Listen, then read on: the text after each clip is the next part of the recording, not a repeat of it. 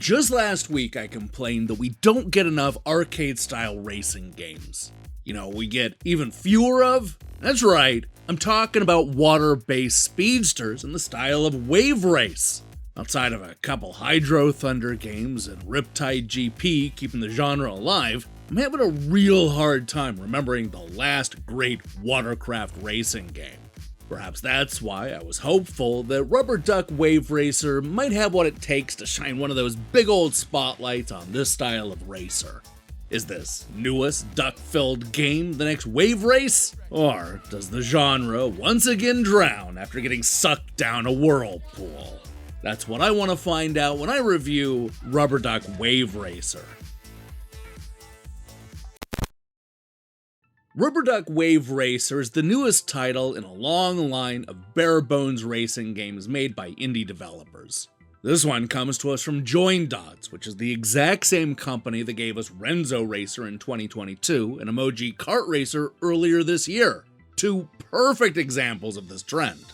This Rubberduck game trades roads and carts for water and, rubber ducks. Although that's really not all that different from emojis. At least rubber ducks don't make me cringe. That's already a point in Wave Racer's favor.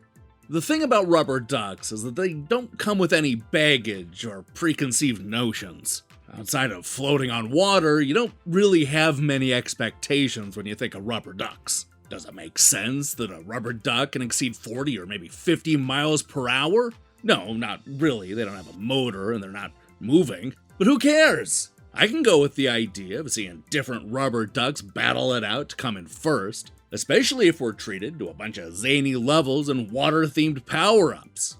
In that sense, Rubberduck Wave Racer actually delivers. We're treated to 16 different water-based stages, all of which look good and have some pretty obvious shortcuts.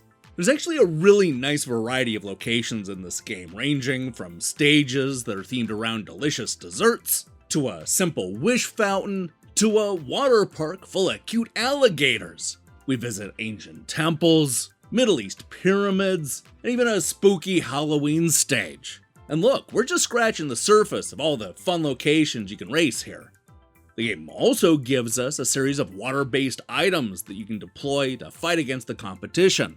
We'll shoot mechanical fish at the other ducks, create devastating whirlpools, and even unleash a deadly shark.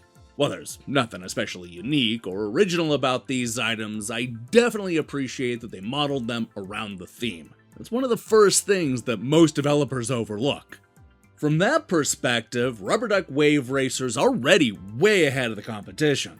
It has cool levels, good-looking graphics, and weapons that actually play into the theme. Unfortunately, there's just one problem. Rubberduck Wave Racer is no fun to play. These yellow ducks are slow, sluggish, and hard to control, leading to one frustrating moment after another.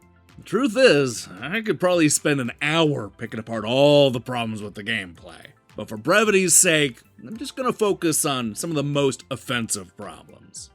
The biggest issue is that it just never feels like you're racing on water. There are no big waves, and it's not like you're getting caught up in the river's current. Sure, the water makes the gameplay feel a bit slipperier, but not in a realistic way. Of course, it doesn't help that these rubber ducks are slow to get moving and never seem to race with much urgency. It's common to hit an obstacle or just ram into another enemy and then get stuck floating aimlessly for a number of seconds. Just enough time for the competition to slip by you. And let me tell you, once you're out of first place, it's nearly impossible to catch back up.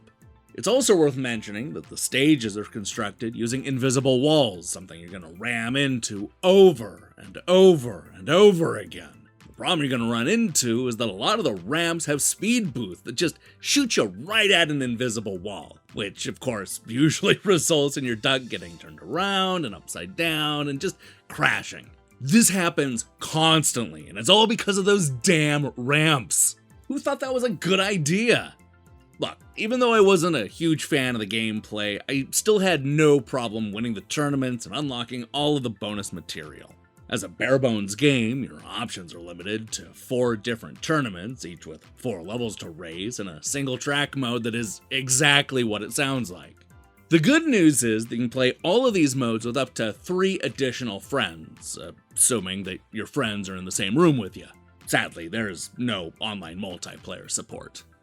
While I didn't love Rubberduck Wave Racer, I will say that it's a step up from both Renzo Racer and Emoji Kart Racer.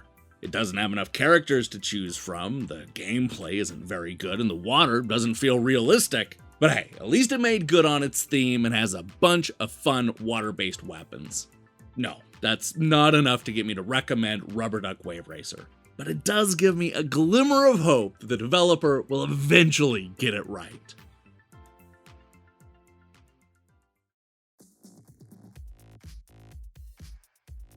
While nowhere near as good as the greats of the watercraft racing genre, Rubberduck Wave Racer does have a few things going for it.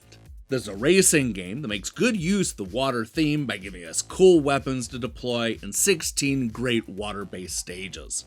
Unfortunately, a lot of the good is undone by crummy gameplay and unrealistic water physics. This is also another bare-bones racing game, so don't expect a whole lot of bells or whistles. While not the worst racing game I've played this year, Rubberduck Wave Racer left me feeling adrift.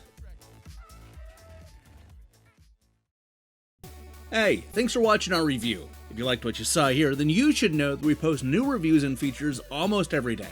Now, here's the question I have for you. What is your favorite watercraft racing game? I mentioned a few already, but there are plenty more to choose from. I mean, Sega and Sonic Transformed has some boat action, as does Cobra Triangle. Oh yeah, we're going all the way back. Go ahead and let me see your picks in the comments below. In other news, I'm currently making my way through a mountain of reviews. And next week, you should look for a video that combines Electronic Gaming Monthly and Star Wars. Oh, and Lauren will be back for another episode of 10 Things We Learned this week on Sunday. If that sounds good to you, then I strongly recommend you click that subscribe button and support what we're doing here. Until then.